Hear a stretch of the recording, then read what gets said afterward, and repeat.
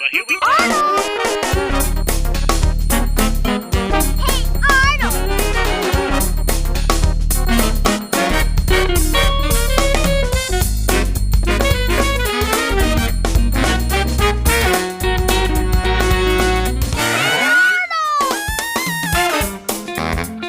Arnold! Arnold! Arnold! Arnold!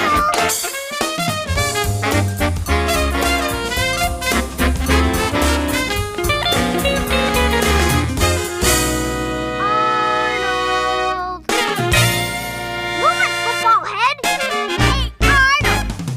Huh? Craig Bartlett, welcome once again to the Arun Mehta Show.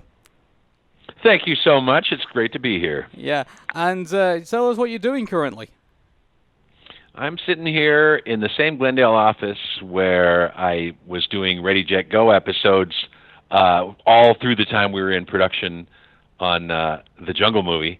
And we took a 2-week break in the spring, and then I started up on another order of Dinosaur Train, and I'm sitting in the very same offices where I did Jet, and it just happened to work out that way. And we have a lot of the same crew, too, so I'm happy about that. Christy and Joe from Hey Arnold are both here, and so we carry on. We're doing this order of 11 half hours will take us to 100 half hours of Dinosaur Train, so I'm pretty happy about that. That's amazing. So, I'll tell you what, just touching up on shows in your sphere. Are you aware that Dora the Explorer is going to be taken on as a theatrical production by Michael Bay's company, I believe?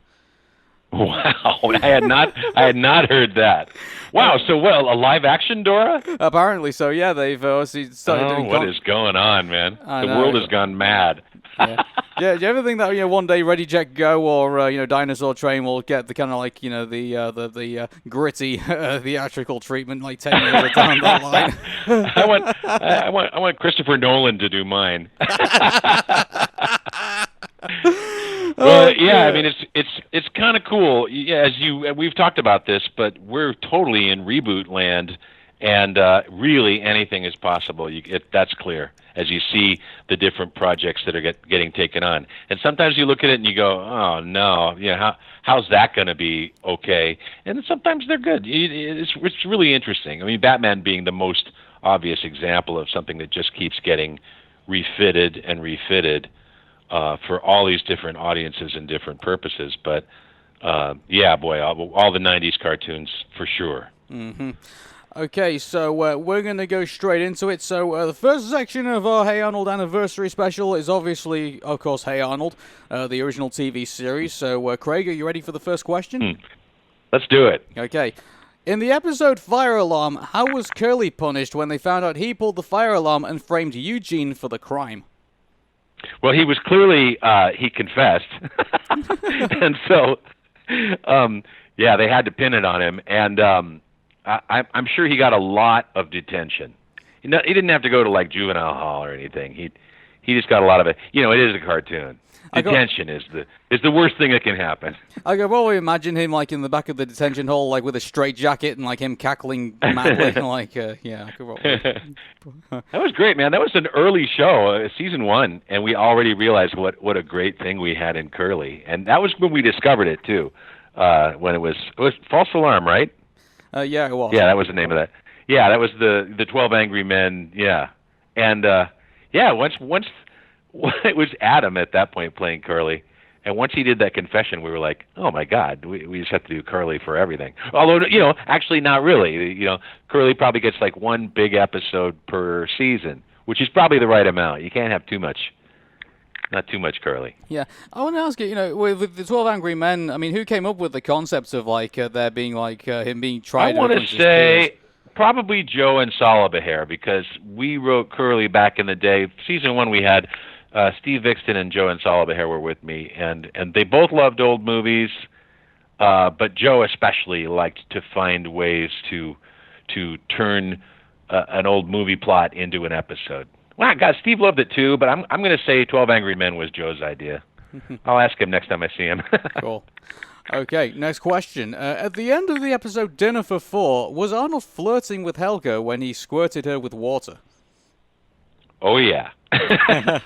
Yeah, he totally is flirting with it. It's kind of funny because that's one of the first times Arnold shows real affection for Helga, and he's teasing her. He's having her on, and I know Tucker. I remember him pitching that to me. We got to the end of that episode. I think the episode was probably written by Steve, and we got to the end of the episode, and Tuck was boarding it, and he asked me if we could kind of do something with that ending. He thought it needed a little bit of something else, so he drew that, and as soon as we all saw it, we thought it was great. And yeah, it's a fun idea. Arnold kind of warming up to Helga over what that's probably like season 4. That was a long way in. He's finally starting to like her. I was going to say, I think the unsung character, I think, sometimes in Dinner for Four, I believe, was Nadine, because she was the one that introduced all the insects into the place that, caused that all was the great, chaos wasn't it? At the end. Yeah. That's really great. Somewhere, I don't even know where we decided that Nadine's thing could be that she collects bugs. It might have been really early. I really don't remember. She had the episode with Rhonda that was about their friendship breaking up. That might have been it. But we just thought it's the perfect thing for Nadine. She's just kind of quiet. She's in the back, and she loves bugs. Okay. We had plenty of that. It's funny. Remind me when we get to the Jungle movie. We'll talk about Nadine and bugs. Yeah, cool. We'll do that. Okay. Next question. In the episode Suspended, were Harold's parents aware that he wasn't at school? Yeah, they were not. Suspended's a really good example of that kind of magical space that our cartoon characters get to live in, where if it's inconvenient to have the parents, like for him to stay home and for them to not know. But you remember early in that episode, Harold kind of makes all those. He has to wait for his parents to go. Harold has to wait for the coast to be clear for him to start his thing. So the fact that he keeps it a secret from his parents is in the show. But yeah, the plausibility of that isn't really great, but it's a cartoon. I was like, did it kind of play to the realism of living in a working class town like Hillwood was, because the parents are out working, so obviously parents are all working. Yeah, that was the aesthetic of the show. The parents are busy. Most kids don't have to check in. It's based on something that we really felt strongly about, and I bring this up every time I start to work on another kid show, that the aspirational fantasy of it is that it's like when we were kids and our parents didn't know where we would get on our bikes, and our parents would say, "Well, be back at dinner." And they didn't even ask us where we'd been all day. Yeah. So we would just we were free, and you'd kind of, the ideal world for a kid growing up in my time in Seattle was you just kind of had a squad of friends, and everyone's on their bikes, and we would just go, get in trouble all day, and then come home at night in time for dinner. So that was kind of the aesthetic. The parents, you're right, the parents are all working, moms and dads, and the kids are free to do whatever they want until dinner time. I mean, our generation basically was like, you'd turn on the television. It's like it's 10 p.m. Do you know where your children are? It's like yeah, I remember that. All right. So next question, and this is actually the last Hey Arnold question, surprisingly enough. Whatever happened to Helga's monitor lizard? Oh, it's doing great. It's still around, probably bigger than ever. And as you know, even by the time the Jungle movie's over, really only another year has gone by, and they're starting 6th grade. So it's not been that long. I think the monitor lizard can live on and on.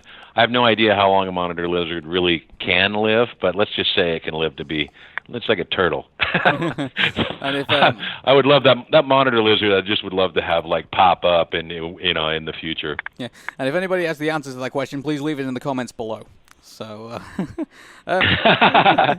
also, mind you, couldn't you imagine, with I don't know. So we're going into a bit of spoiler territory here. So if you just careful where you listen here. But with Arnold and Helga now together, I mean, can you see them going in walks in the park with Arnold walking Abner and Helga walking the monitor lizard?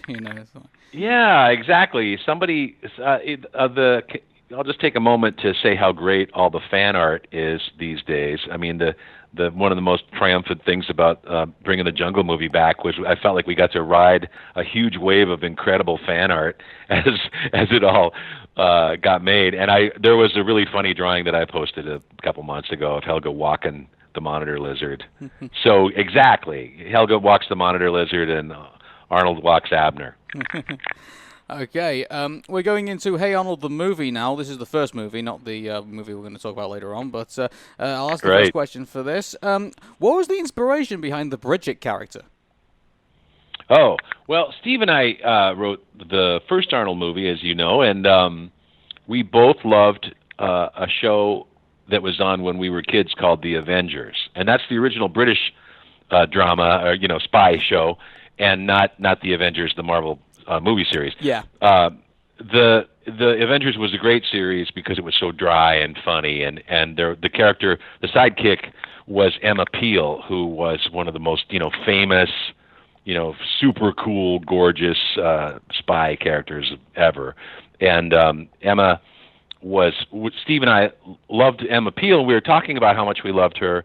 Diana Rigg, by the way, who plays the old queen in Game of Thrones.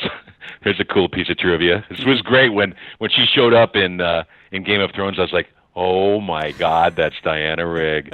now her character is dead, so that's the last of it. But Emma Peel was really great, and Steve and I, both of us thought it would be funny to try to put across a character like Bridget's an Emma Peel for kids. But yet there's the same interesting kind of tension because she's so hot, and Arnold and Gerald are sort of confused and helpless because this amazing teenager who's so hot is helping them. And so that's the way we felt about Emma Peel. I'm sure if we'd ever met her, we would have been sort of helpless and wouldn't be able to finish our sentences. So.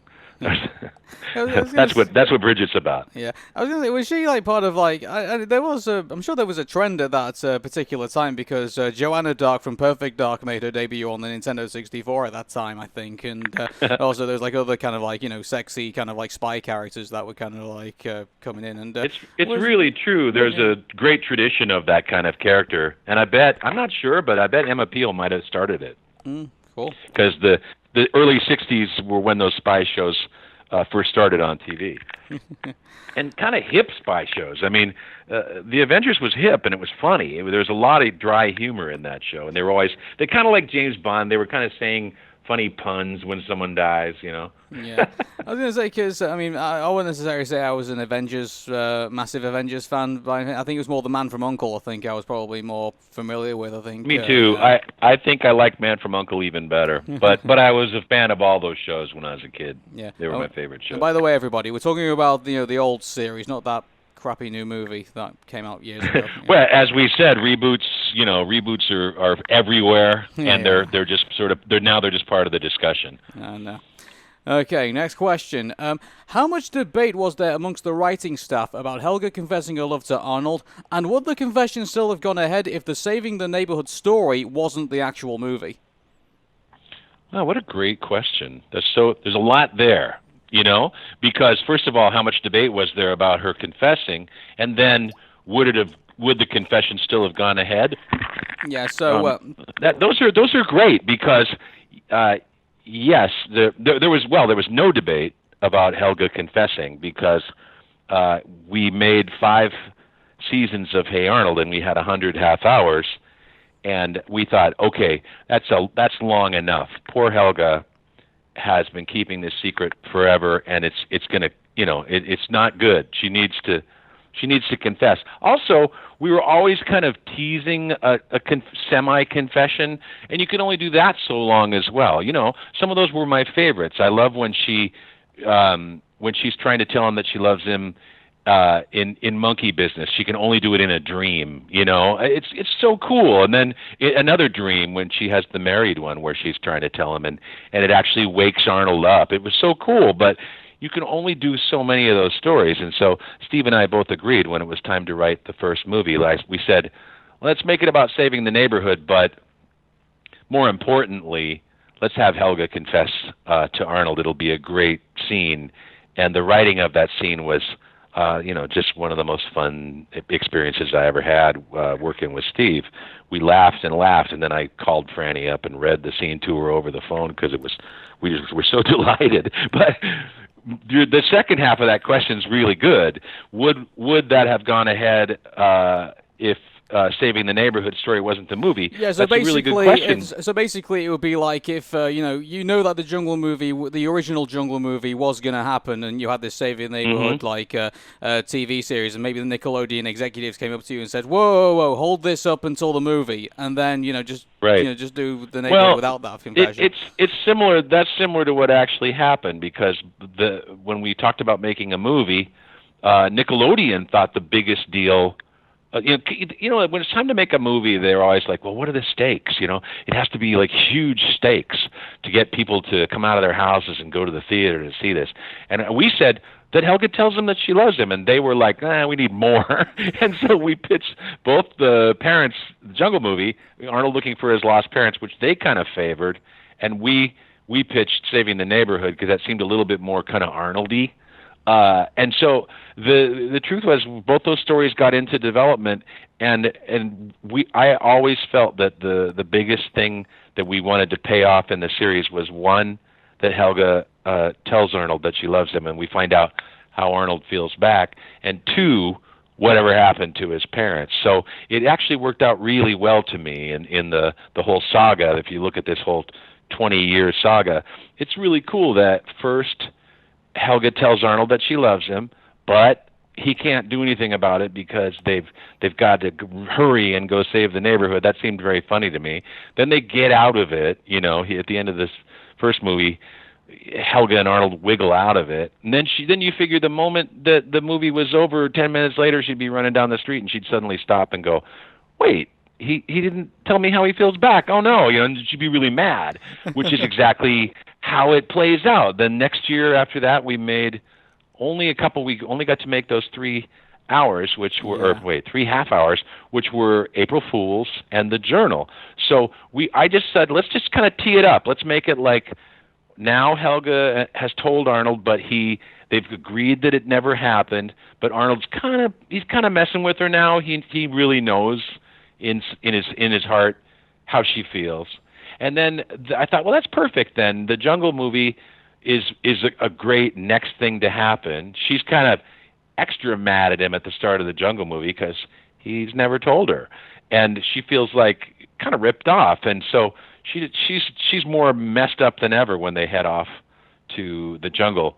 And I thought this will be great. Somehow they go through so much ups and downs and they risk their lives and everything, and Helga helps him and saves him again and again. Then Arnold's going to be like sincerely like, "Wow, you really are something. I love you." So that ended up working out really well as far as I'm concerned. Just the kind of random way that you're kind of pitching stuff to the network and it finally gets made. I think that was a great question because we would have probably had Helga confess at that point as of the first movie, no matter what happened in the story, and then have Arnold say how he felt back in Parents' Day the Jungle movie just became my goal. This is something I wanted to do. Cool. So that was the last question for Hey Arnold the movie. Now we go to what everyone has been definitely talking about, Hey Arnold the Jungle movie, since it got released. And I guess just to kind of premise some of what we're going to do, I mean, what's your reflection now, nearly a year down the line, pretty much? Yeah, it's good before we get to the questions just to take a moment and say, wow, it actually happened. Because when you and I spoke a year ago, I was nearly done, and I knew it was coming out. But now the movie's been out, and it's actually opened in all of its platforms around the world, and has come out on DVD, and so now it's out there in a way that we can really talk about it. So I'm super happy that it got made, as you know, and I think we're all Craig.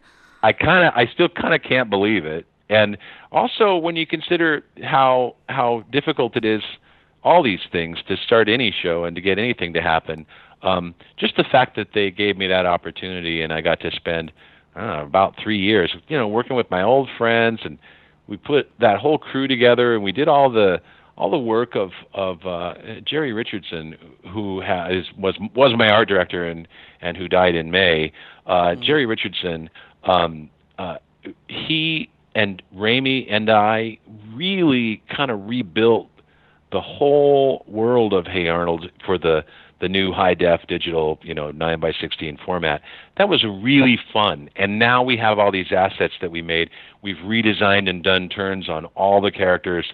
I mean, everybody. And we now have enough keys that we made for the, background keys that we made for the movie, that we kind of have the whole San Lorenzo and Arnold's Neighborhood, pretty much redesigned and ready to go. So if ever there was a series ready to reboot, it's this one. So that was a really great experience, and it was super fun. I'm kind of thrilled with the work that everybody did. I thought the actors really brought it and were fantastic, and I thought the artists really brought it and were fantastic.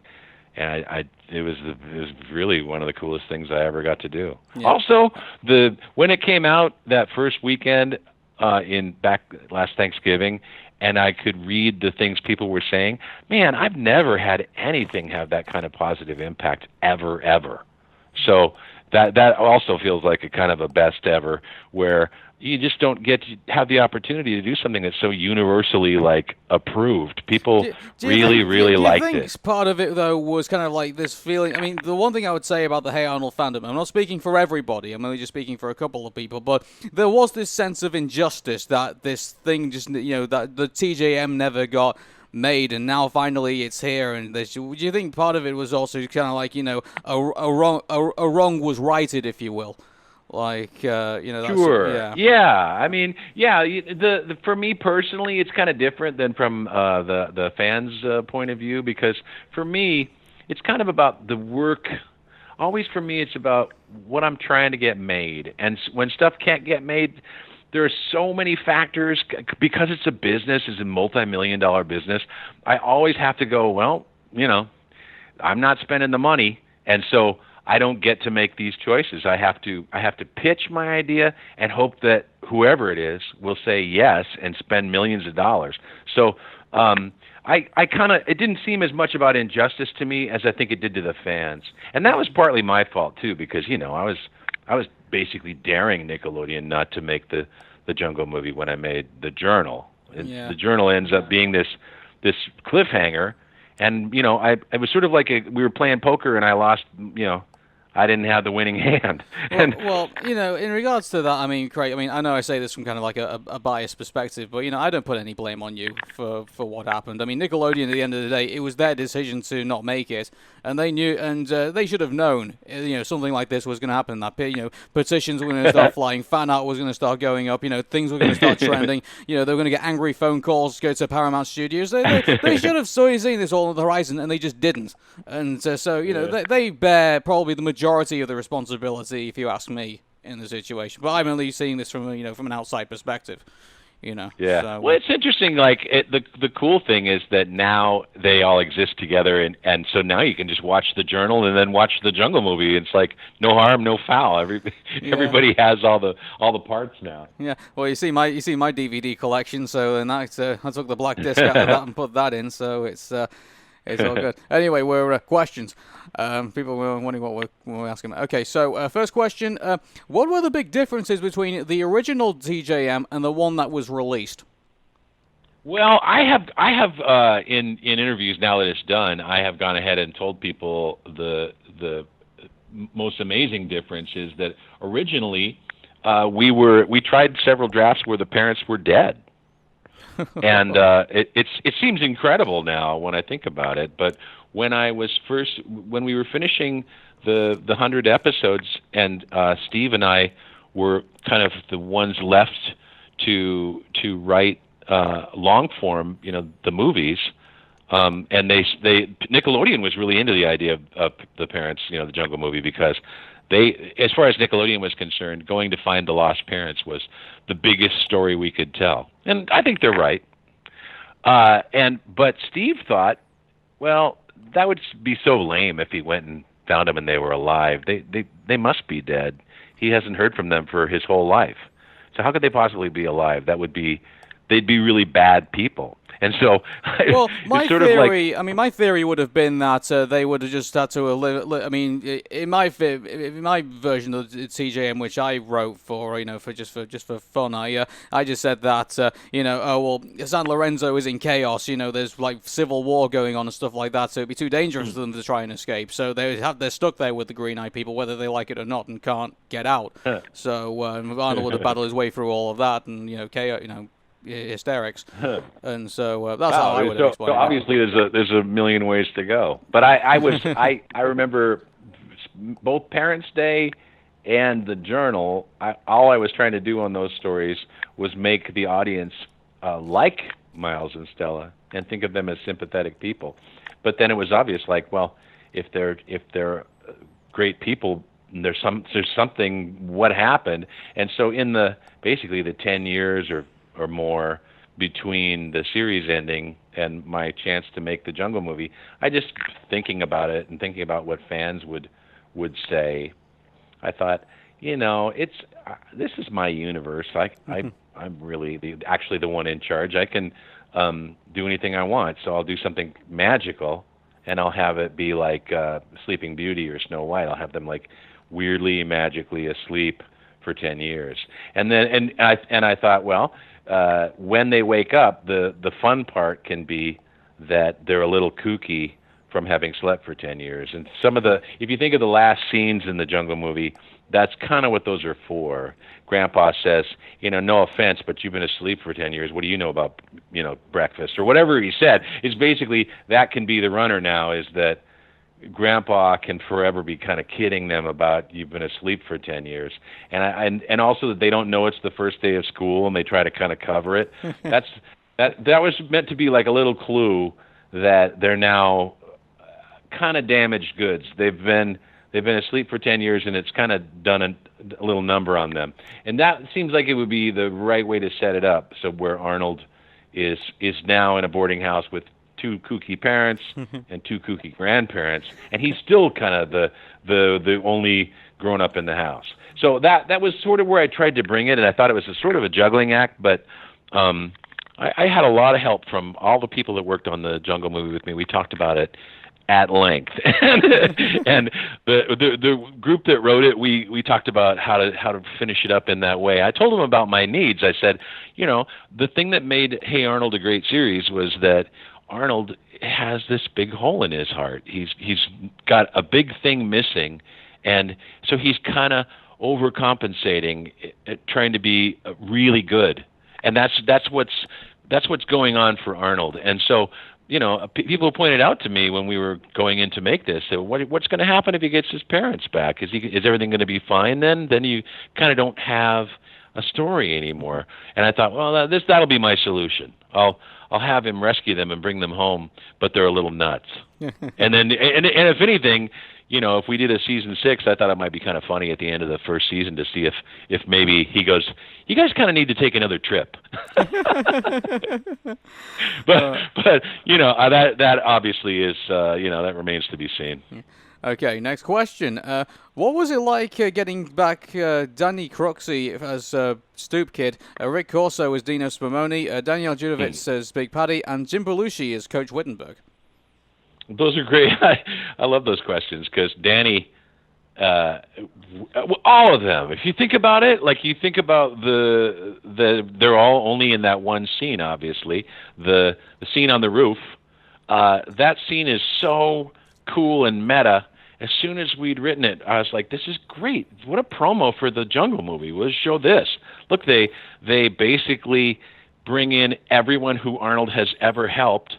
And they all talk about what a great kid Arnold is, and how and it even set up that stuff where he's pure of heart, because that was meant to be part of the prophecy that only the pure of heart could open, could wake up his parents, could wake up all the sleepers in the hidden city. And so, Arnold passes the test, and Helga passes the test. All that stuff got set up in that scene, and. When we made it, the idea that it was obviously like ever since the beginning, I was like, Arnold wins a contest. He wins like an essay contest, and that's why he gets to go to San Lorenzo, and the whole class gets to go with him. And that was always the idea that I had, but the kind of the contest itself, like what his winning entry is, always kind of, I was never really satisfied with it. We didn't really, even the early drafts, I don't think we even got into it. And when we made this one, that was what the writers and I were all talking about. Like, what could be his winning contest? And that's where we came up with the idea for, Helga decides to help him. She gets Gerald. She and Gerald and Phoebe kind of pull in everybody. They all kind of conspire to make this movie about. We called it Arnold the Hero. That sequence, the video that they watch on the roof, and everybody's in that. And so Pigeon Man. But even though we did not have Vincent anymore to play Pigeon Man, but we did have Danny Cooksey, who sounded exactly like he did when he did Stoop Kid. So that was wonderful. That was incredible. He was wonderful, and he came in and he killed it. And with that whole bit where he laughs and he goes, anyway, he's a great kid. That little wait when he laughs and he stops and goes, anyway, and there's a pause before he says, yeah, anyway, Arnold's a great guy. And I remember sitting with Raimi in the edit bay talking about how long that pause should be as Stoop Kid resets. And I just think it's wonderful. Whenever I watch it, it makes me laugh because I remember. And Rick Corso, we couldn't find Rick. He was literally, he'd not been in the voiceover business for so long. They didn't have an agent anymore. And he was off doing comedy on a cruise ship. And Dom Herrera, who plays Ernie, Dom literally ran into Rick out there somewhere and said, hey, Rick, they're trying to find you. They're doing an Arnold movie and they want you back. So Rick called from wherever he was and said, hey, I'm alive, I'll come and do it. So we brought Rick back in, and that makes my day also. That bit when, and there's nobody like him. When he does Dino, it's hilarious. Danielle Judovitz, I've stayed in touch with. She's a Facebook friend, and just one of that group of all the one-time kid actors who are now all in their 30s. They're all out there and they see each other. She's especially friends. Let's see, with Torrin, because she did a lot of kid acting with Torrin. They did musical theater together. So that Danielle is one of the people that I'm actually in touch with. So that was just really fun. It was with all the returning actors. It was so great. They would just get the word from their agent that they were coming in, and they would come in and go, "Oh my God, I can't believe we get to do this." Her bit, each one of those bits took 15 minutes to bring them into the studio and record their bit, and then for an hour we'd stand around and talk about the old days. And who else was on there? Oh yeah, Jim Belushi. Yeah. Jim was great too. And each one of those actors either really fondly remembered the series or kind of barely remembered the series, but they all remembered their old characters and wanted to talk about like what had happened. Like Jim, it was about, well, what happened to Coach? Did he get back with Tish? And I said, oh yeah, things are good. And Stu Livingston, who co-directed the movie, Stu boarded that sequence on the roof. So that's all Stu. The writers pitched all the things that got said and wrote the scenes, but Stu thought of all the other clips that when you watch that sequence, there's a shot of from up, Helga's up in a tree and she videotapes Rhonda and Nadine hugging it out. He thought of all those really cool angles for Helga. The whole gag is that you're watching a movie that reminds you of every favorite scene from the whole series, but all the camera angles are different because Helga secretly shot it as well. So that's super meta, and it's super kind of inside. And Stu, I explained that all to Stu when he started working on the movie, and then I just think Stu did a fantastic job. And if you remember, when you see Coach when you're not seeing him on screen, you're watching Coach watch himself in that scene. If you look at it, Coach is reunited with Tish and Tucker, and that's the only time those three have ever been seen together ever. And in that very same shot, I think God, who all is there? Harvey the mailman, I think, is in that shot, and Mr. Wynn and his daughter Mai are there. So it's unbelievable. It's like in one shot, this crazy reunion. And so I just that whole sequence was full of those shots, and that's why it was such a joy to show that clip at the Comic-Con in July last summer. Oh, it was because brilliant I knew to show that. people would be losing their minds. They'd be like, "Oh my God, every shot's more crazy than the next." And you get to see everyone ever. And also, you may recall, I put Pigeon Man in there in Paris. Literally, I put him in there. It's like, well, he's got to be there because there's no way I'm not going to have him alive and well in Paris just because of that stupid fan theory that he. But the great thing off about that trailer was when you showed it at Comic-Con, it wasn't just Hey Arnold fans that suddenly got excited for it. It was like kind of like the casual Nickelodeon fans started saying that, hey, look what's going on here. Like, you know, he's bringing everybody back. Like, you know, we need to look at this, you know. So yeah. Let's move on to the next question. How long had Eduardo and La Sombra known each other? Had they been enemies long before Miles and Stella knew of him? And are they possibly related, like cousins or brothers? What a great question.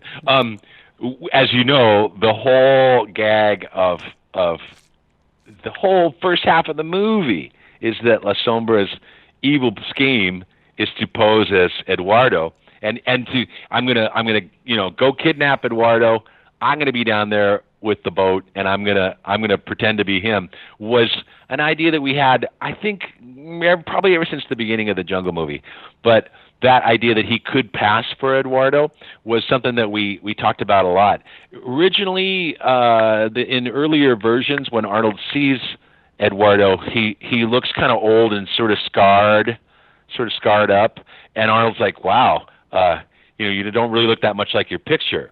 And La Sombra says, well, Arnold, I've really been through a lot, and kind of guilts Arnold, like he implies that he had, maybe these scars from, saving Arnold's parents. And so then Arnold's like, kind of feels a little guilty and is more willing to go along with it. But actually, when we were putting the story together and we were storyboarding the Jungle movie, we looked at stuff like that and we went, let's not call attention to that. Let's see if we can't possibly make this movie work where people watch it, and when La Sombra reveals himself at the end of the first half and takes that mustache off, everyone's shocked. And I don't know, many people probably were like, yeah, I knew it. And others are shocked. So, that's what's kind of fun about these things, is that somebody you can really surprise, and others are going to be hip to what you're doing, and people love that. People love talking about it after it's over, like, I knew it all along, Well, but I was going to say about that, because when I did the Hey Arnold Jungle Movie preview show, and I was calling saying that Eduardo, quote unquote, was actually La Sombra in disguise. The minute that happened on that night, all of a sudden my Twitter feed just basically turned on saying he was right all along. Yeah, oh and people do. People love that kind of stuff. What I love about it is we were really lucky. We had Alfred Molina playing La Sombra, and that guy is a brilliant actor. Oh, and so fantastic. I knew I could talk to him about it at length and say, look, here you're playing this guy, but you're really not this guy.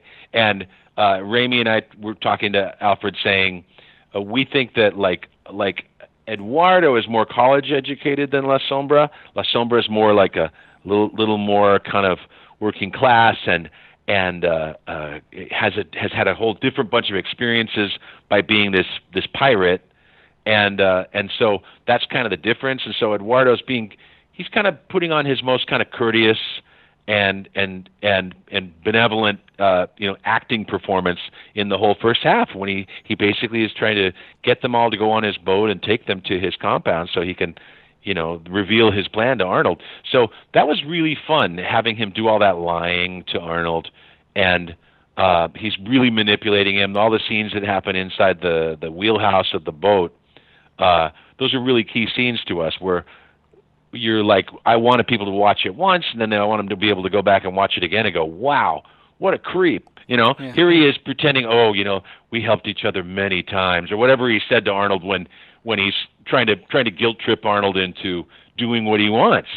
So he comes across as this really warm, super nice, soulful guy that has been his parents' best friend. How could you not try to do what this guy needed? And so I was gonna say, then Arnold's betrayal. it kind of reminded me of like Long John Silver from Treasure Island a little bit. You know, yeah, kind of classic pirates. Yeah. Next question. In the scene where Arnold, Helga, and Gerald were hanging from the bridge, what was going through Arnold's mind when he was staring into Helga's eyes? Oh, it's love. The two of them stare at each other. Well, that was really fun. We worked really hard on that scene too. We recut it a bunch of different ways. Like how long should they be like that? How kind of big-eyed should we get? You know, that whole thing where all of a sudden they've got like, that gag's been in everything. Ren and Stimpy used to love to do that, where the eyes get big and then they suddenly have like 3 reflections in them instead of 1. And, you know, all that kind of the highlights get big. But we thought that was what's going on. The two of them basically think it's over and they're all going to die. And they look at each other, and the look is all the regret that you have that you never said what you meant to say, both of them. And we tried having them say things, and we ended up thinking, no, the right thing to do is to have them say nothing. It was the right call, I think. I think so too. You know, we talk about the different ways the Jungle movie could come out, and often I have discovered that less is more. Yeah. Next question. Were the green-eyed people, Arnold's parents, aware that it was Helga who saved them when she placed the locket into the machine? Yeah, I think, and we kind of skipped ahead. We thought the right thing to do was to have Arnold wake up the parents, big kind of tearful scene, and then go right to the celebration. And Raimi thought of that time passing as the solution, which I thought was a really cool idea. He wakes up his parents, it dissolves tonight, and everyone's cheering, and the first thing you see is the girl queen is getting her crown taken off, and the mom is going to get the crown back. So the old order is restored, and the king and queen now rule the hidden city. And it's supposed to be a really happy scene for her, the girl queen, because she gets to be a girl again, and she's had all this responsibility and didn't know what was going on. All the children were kind of stuck in the hidden city with all the parents asleep, and they had to kind of figure things out on their own. So I always thought that was a tough burden for that kid, and I thought it was really sweet to see her get to be a girl again. So in that time between when his parents woke up and when Arnold goes to talk to Helga, I kind of figure everything got explained. You know, okay. The next thing that would have happened would have been Mom and Dad would say, well, how did you get here? And Arnold would say, well, the 3 of us. And he'd say, well, Helga did this, and La Sombra, and, you know, he almost killed us. And, you know, Helga thought of this. And Helga even thought to put her locket in the, you know, all that crazy stuff. They probably all talked about. That's kind of what I was figuring. So really, honestly, they should have been the Green Eyes should have been celebrating Helga too. But I think all things in time, like, basically what's happening in that scene is the prophecy's been fulfilled.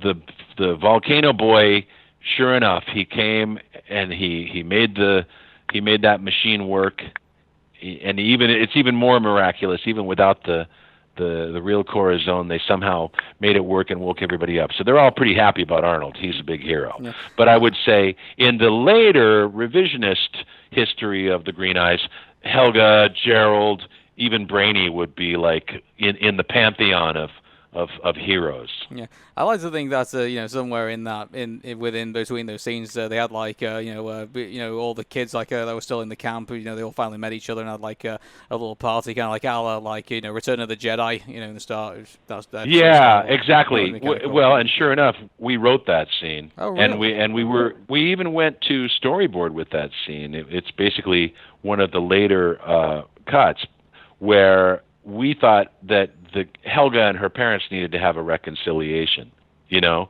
where everybody comes around in this story. Bob and Miriam and Grandma and Grandpa, they all come and save them. They kind of, you know, defeat the river pirates and tie them all up and stuff. And in the reunion scene, they were going to all meet, not in the hidden city, but they were going to meet down down where Ramey proposed the what we called the what did we that was the Planned Parenthood Center, we called it, the place where Arnold was. Remember where Arnold was born? Yeah. That temple. Oh, We're yeah. going to have them all meet up there. But I tell you what, we even got so far as to kind of do a rough board of that. We didn't even get it to animatic.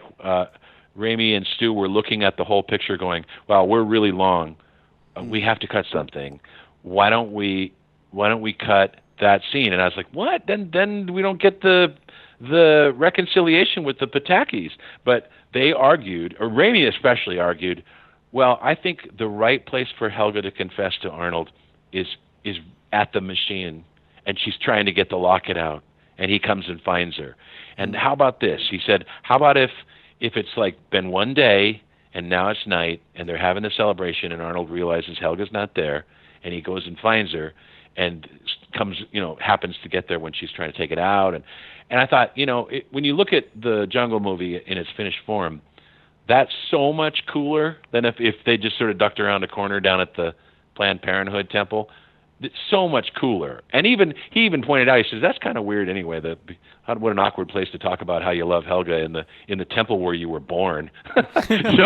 so I think he was right. And then once we kind of settled in and like, okay, that's what we're doing. We're going to skip the reunion.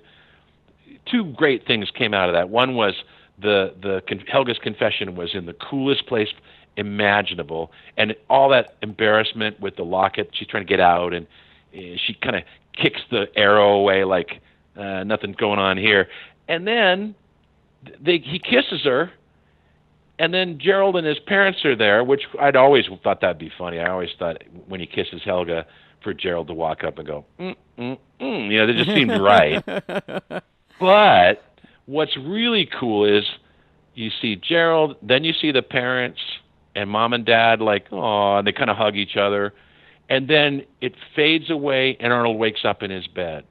That's so much cooler than if we'd had a reunion scene in between. You know what I mean? Yeah. So take away that reunion scene, then he wakes up and then he's like, oh my God, like the last thing you saw was his parents in this beautiful shot.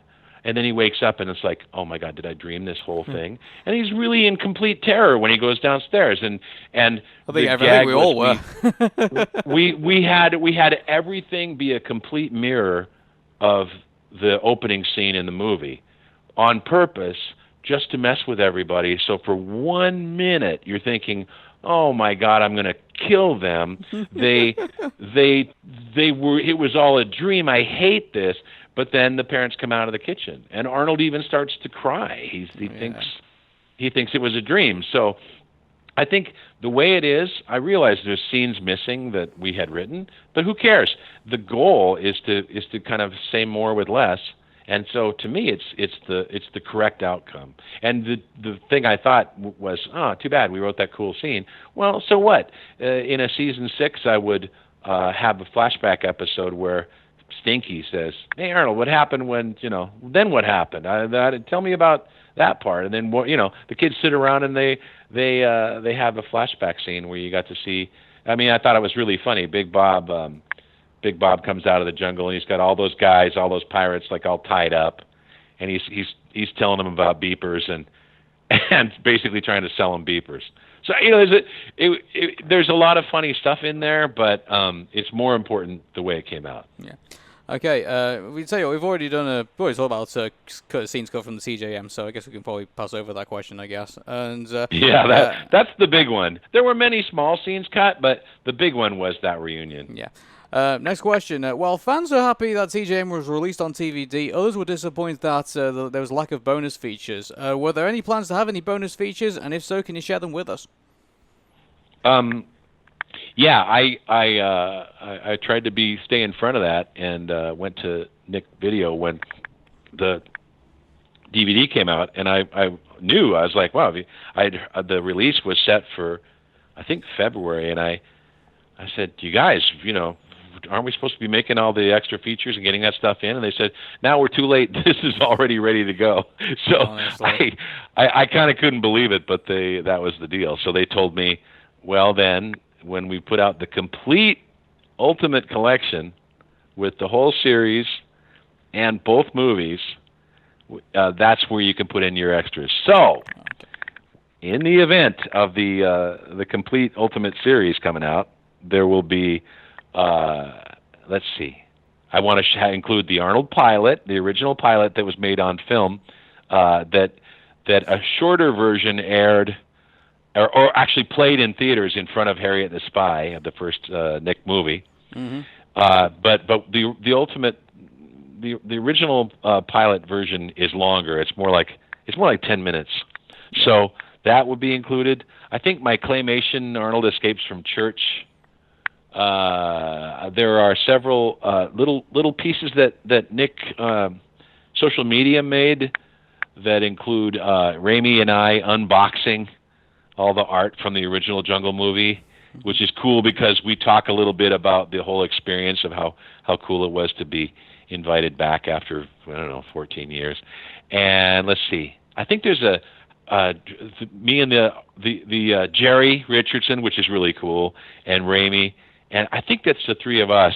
We're sitting around the conference room drawing Arnolds with Sharpies. I think that's in there, like a How to Draw Arnold.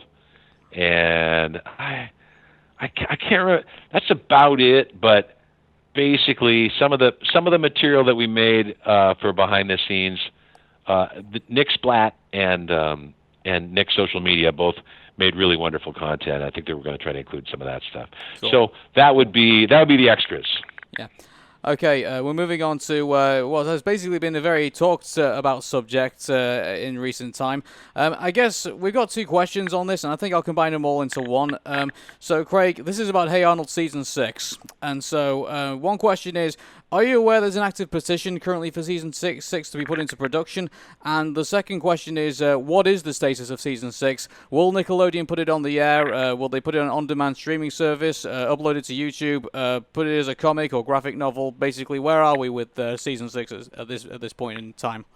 Well, yes, I am aware of the petition as well as all the possibilities that could happen. I bet if it comes back, I mean, I don't have any answers because when they know, they'll tell me. But I suspect that if it comes back, it would come back on one of the streaming services because I think that's a better way for our audience to find it. People the original Arnold fans it's much easier to just go find it on a Netflix or a Hulu or something like that than to watch it on Nick's Air, which really is made for kids 6 to 11. So I think probably wouldn't you be able to do more with it, given that the fact that it would be aimed at a millennial audience rather than at a 6 to 11 demographic? So if they did say, I think we'll do Season 6. Most important, yeah, exactly. The most important thing to me is Arnold now. This is canon. This is what it is. I don't want to have to in any way change the series to make it fit the needs of modern 6 to 11-year-olds. If in Nickelodeon's perception it's different, if they're like, well, now kids need it faster, or now kids need this or that, I don't want to have to change it to make it like that. So yeah, that's why streaming is better. Okay. Yep. So that's where we are with Season 6, and let's hope that we get some more Hey Arnold in the future, and I really hope that we do. Me too. Next section's fanfiction filler, so get your grade A fanfiction filler from the man himself. First question is, if Arnold proposed to Helga, where would he do it, when would he do it, how would he pop the big question, and how would Helga react? Those are great questions, but since they haven't happened yet, I would never tell. I would do it instead. Ooh. So, I'm sorry about that for anybody who wants to know what's going to happen in the future. But to me, I think it's for the audience to wait and for me to actually do it. One thing people have been talking about with people is, what would happen if Nickelodeon came up to you and says, okay, we want to do like the last ever Hey Arnold TV special. We wanted to be Arnold and Helga's wedding. I mean, would you be open to doing that if they asked you to do that as a TV special? That's a good question. I don't know. That's if I was told I had to do the very last thing, I don't know. I'd have to think about that. Like, what would be the best very last thing to happen? Well, Arnold and Helga getting together probably would be the best thing when you think. He's got to build up to that point, hasn't it? So, yeah. Okay. Next question. Have you seen all the fan art of Arnold and Helga settling down and starting a family? Speak of the devil. And if so, has it ever inspired you to come up with a pitch about a Shortaki family? It's interesting. If you look at what we've done, it's been kind of nightmare stuff, like the things that happen in Married. Although also we've done the sort of funny, over-the-top, like Helga's version, where they're like, like the coolest people in the world. And the truth is that it would probably be somewhere in the middle. But that's kind of getting ahead of it for me. I honestly would rather do like flash forwards. Yeah. Do you think the fan art, I think, is probably maybe, I don't say, I think glorifying is the wrong word. I think it's more like, do you think it's like painting a glossy image of basically what a Arnold and Helga marriage would actually look like in family? I mean, would you say rather chaotic? Rather I do. Pleasant? I think there's a lot of wish fulfillment on the part of fans where they just want Helga and Arnold to be happy and live happily ever after, which is a totally great thought, and all the art they've done about it is totally cool. It's just that, for me, what makes story writing funny is conflict. And Helga, I much prefer Helga to be kind of the mess that she is, sort of forever. Like, she's always shooting off her mouth and getting in trouble, and that's what's funny. So I like her finding happiness, but happiness is fleeting. You know what I mean? Yeah. So I kind of that's why I probably would just keep them kids. I don't mind aging them a little bit like we've done, but I just want to sort of start from there. You know what I mean? Yeah. Helga's still a mess, and so and she doesn't know how to be yet, and they're still kids, and that's kind of still where I'm at. Okay. Next question. Can you see Arnold following in the footsteps of his parents and becoming an anthropologist? Yeah, he probably would. I think he'd like to do something. He probably has a taste for adventure now, and I imagine him being pretty worldly in the things he wants to do. Mm-hmm. Same with Helga. Yeah. I think them getting out and having that experience was pretty mind-blowing, and I think that all of them are changed forever. So I'd like to see them being able to kind of be citizens of the world. Okay, and the next question is, if Helga doesn't become president of the United States, could you see her either being governor, senator, or a Supreme Court justice? Boy, all those jobs sound so terrible now. They do, don't they? I'd love Helga to save us by being the, first woman president with the power to see through walls, but I kind of, in a way, like I think in future stories, unless I'm making fun of it, I think I'm going to avoid politics. Yeah. Okay, next question after that. Will Brainy ever find a girlfriend, get married, or will he just continue to admire Helga from afar for the rest of his days? Yeah, well, what can I say? If we did a season 6, I would definitely explore Brainy's character because, I play the character, and he's a sort of a funny, magical, ridiculous character that we just sort of always put him in the series, but he's barely there and he's never explained. So I would at least try to explain his deal a little bit, give him some backstory if we got to do more stories. That's all I can say. I don't know yet. All right, so next question. You've mentioned in the past that you don't read Hey Arnold fan fiction, but do you think you might read some in the future if fans suggested you certain titles? Well, I mean, the reading of fan fiction, I have the same problem that I've always had, which is it's easy to look at fan art. You can look at fan art in a moment, but fan fiction, you have to actually take the time to read. And I don't even have time to read the books I'm trying to read, and I'm just sort of writing and writing and writing, and so it would be the same problem. You know what I mean?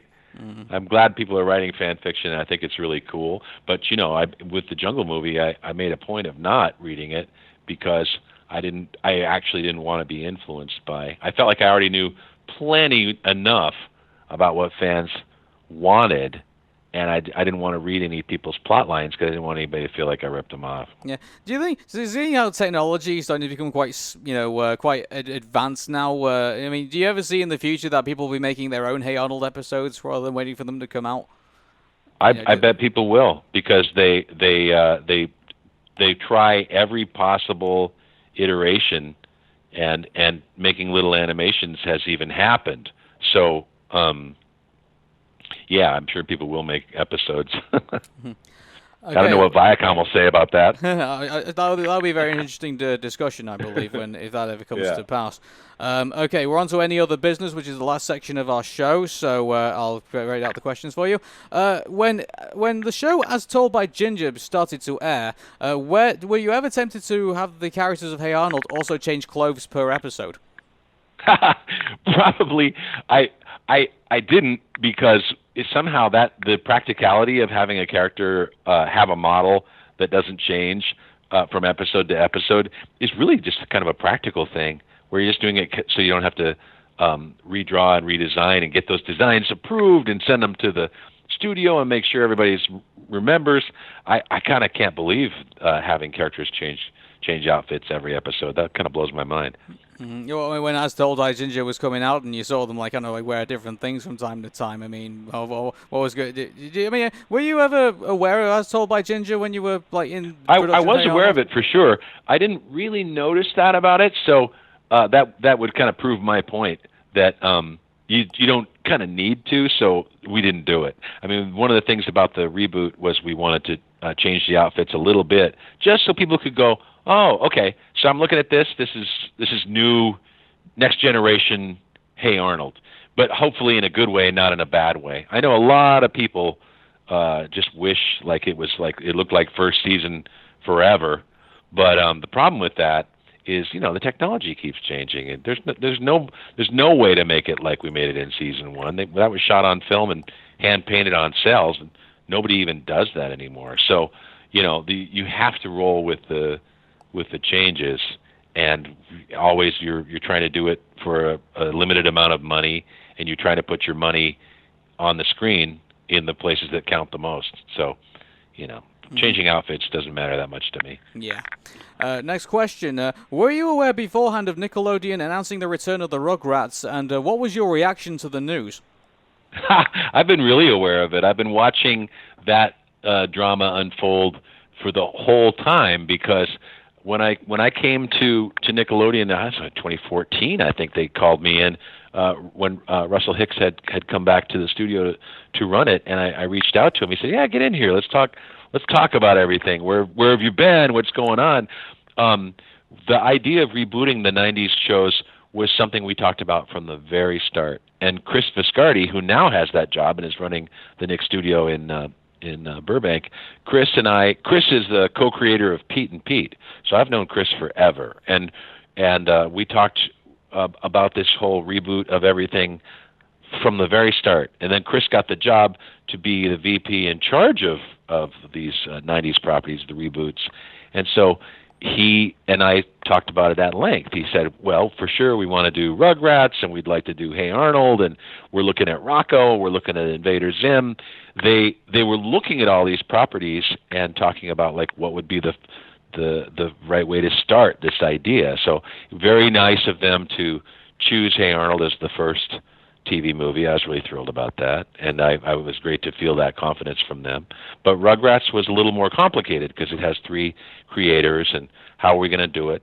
So I know they've been talking to Paul Germain is an old friend of mine. Paul was the guy who hired me to story edit the first season of Rugrats, and Paul and Gabor Chupo and Arlene Klasky are the 3 creators of Rugrats. And so every step of the way I would check in with Paul. We'd go get lunch and talk about what was going on. So I was watching to see it, and when the announcement came, I was like, well, they finally decided.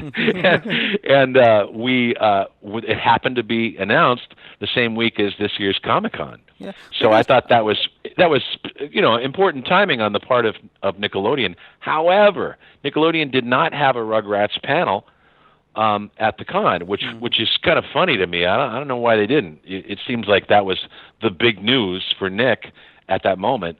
I mean, they also, there's always stuff going on in other areas. Do you think sure it's because Ninja Turtles and so on? But do you think it's because? Rugrats, do you think it's because? I know one of the voice actors, sadly passed away. And so they're going to have to get another voice for Chucky, I believe. But Christine Cavanaugh, wonderful actor, terrific person. Mm-hmm. Yeah. Do you think it's just because they haven't decided who's going to basically be the final cast yet? I guess. Yeah, that's part of it. I think Nickelodeon really wants to get their story straight, and it's a complicated story, and they have to get a little farther down the line, looking at what they've got and who's doing it and how it's being done, and they just don't have it yet. They're not there yet, and so I think that's why the Comic-Con came and went, and Nickelodeon was not ready, and it turned out that we did a panel anyway. Paul Germain, myself, Holly Huckins, Joanne Solivahere, Rachel Lippman, Peter Gaffney, a bunch of people who'd worked on Rugrats. We all were the old school, we were the original gangsters, man. We were the bunch of people who wrote that show in the first place. And we all did a panel. It was called We Wrote Your Childhood, which I thought was a very funny title. I mean, it seemed a little kind of highfalutin. But we did this panel, and I kind of thought that the Rugrats pickup was like the elephant in the room, because I was like, I mentioned it right away. I'm like, hey, everybody, what was it, 26 half hours in a movie? It's like, oh, my God, all this stuff's happening. Yeah. Let's talk about that. But Paul didn't really have anything to say about it. I think Paul's waiting to just see how it all turns out. You know what I mean? Yeah. It is happening. They've ordered it, so I know it's going to go. The movie might, you never know. They sometimes announce movies and they get into it and they develop them and then they go, meh. Like movies come and go, but series announcements usually means they put up the money and they're ready to go. Yeah. I was going to say, because they've already done a lot of thinking about it. The one, I mean, obviously you wrote some of the stuff for the Rugrats. I mean, where else can they go? Yeah, season 1, I was all over those scripts. Yeah, but where else can they go with it? I mean, the Rugrats at one point was running out of steam, because they even tried to do like a spin-off with Angelica and Susie, and that got 3 episodes off the ground. So exactly. The franchise has really been. They've done a million things, and it's always a challenge.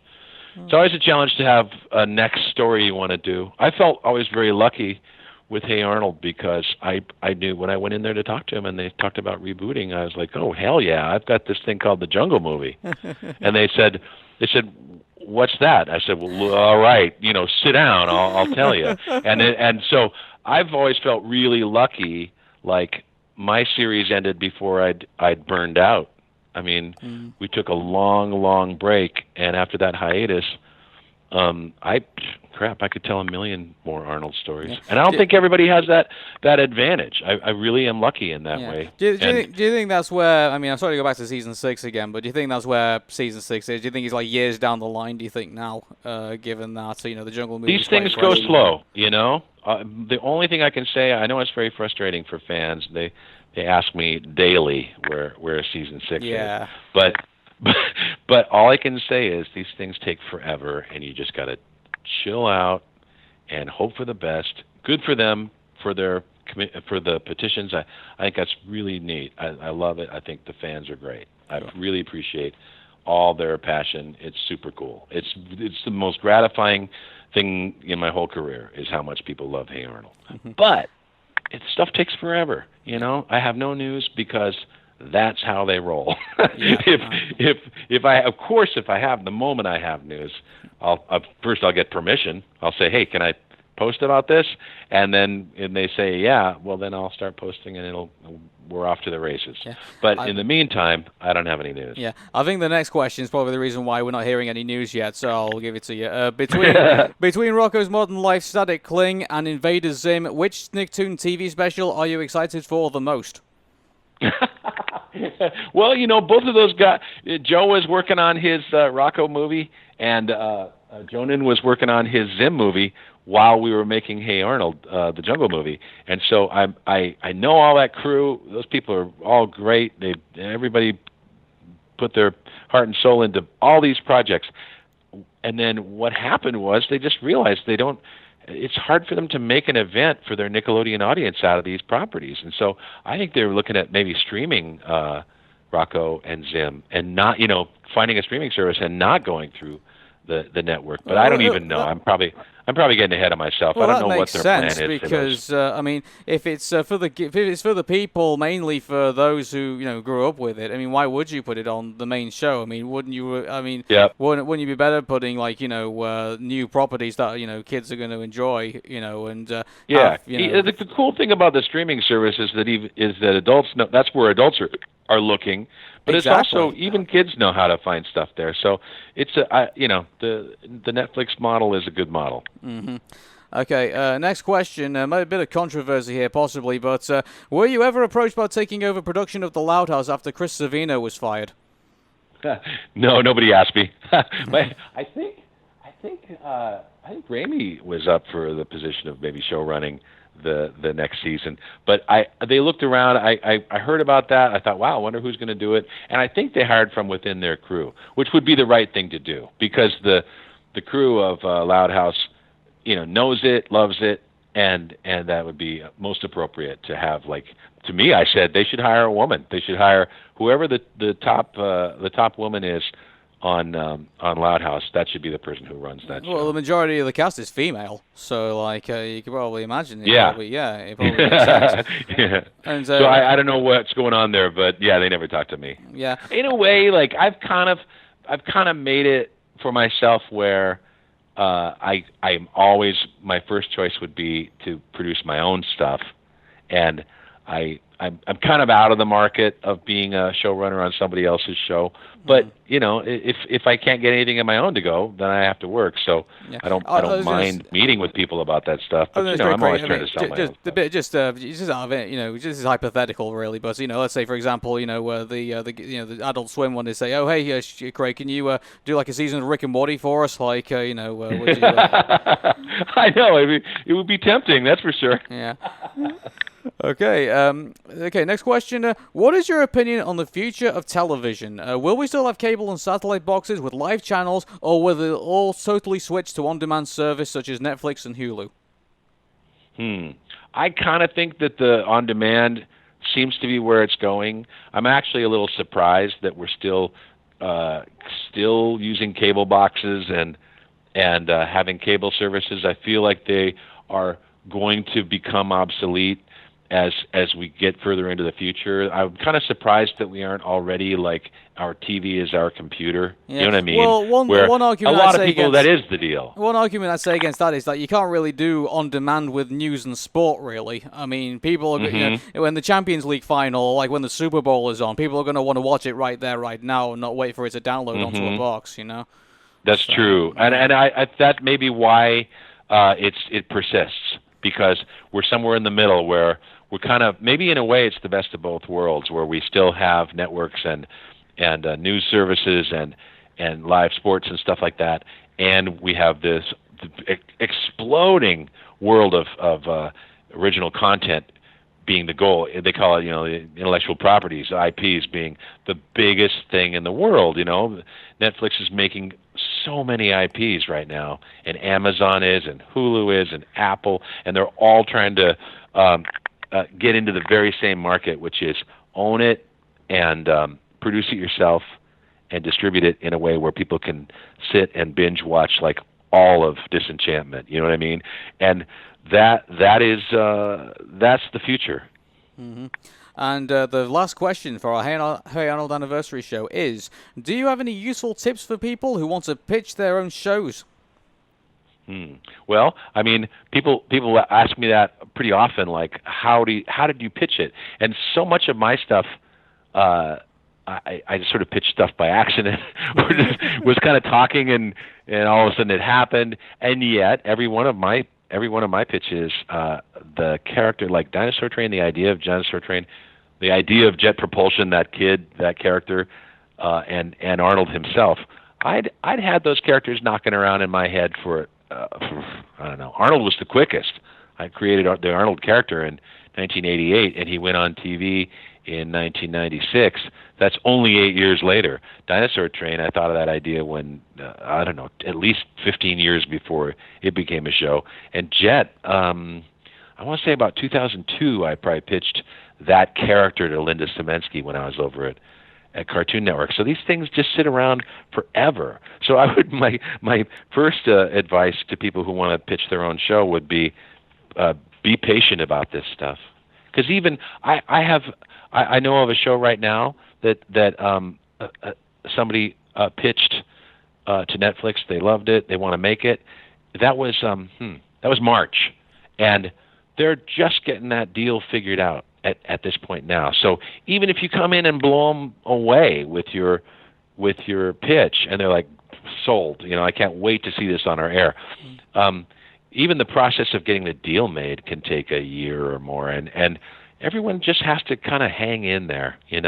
I would say, to me, the most important thing about my own shows, my own properties that I've pitched over the years, is I was really into the idea. Like, I was really passionate about the character of Arnold, and I really loved the two shows I made for PBS just as ideas. Like, I wanted to see that on the air, and so to just really pitch something that you really care about and you're passionate about, because you're going to face so many challenges. And so long of time's going to have to go by before you finally get to make it, that you really want to love it. You want to love it and believe in it. And it's funny too. Like, I couldn't know when I pitched Hey Arnold.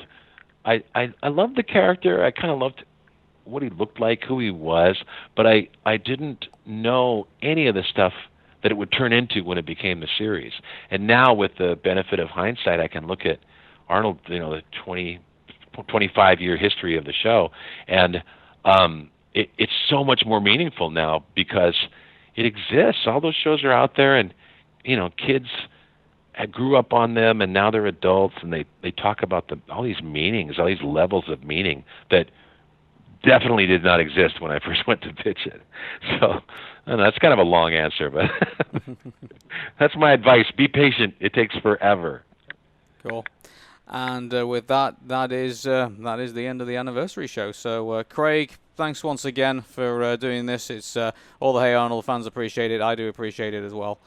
And it was my pleasure. It's always fun to talk to you about this stuff. We have a deep understanding of this material, and it really is nice to be doing this one where the Jungle movie exists and it's out there, and all that stuff that I left hanging for 15 years is now resolved. So that's a wonderful feeling, and what a great opportunity. I can't believe how lucky I was that Nick gave me that chance. Cool. Craig Bartlett, thank you very much for being on the show. You're welcome. Talk to you soon. Okay.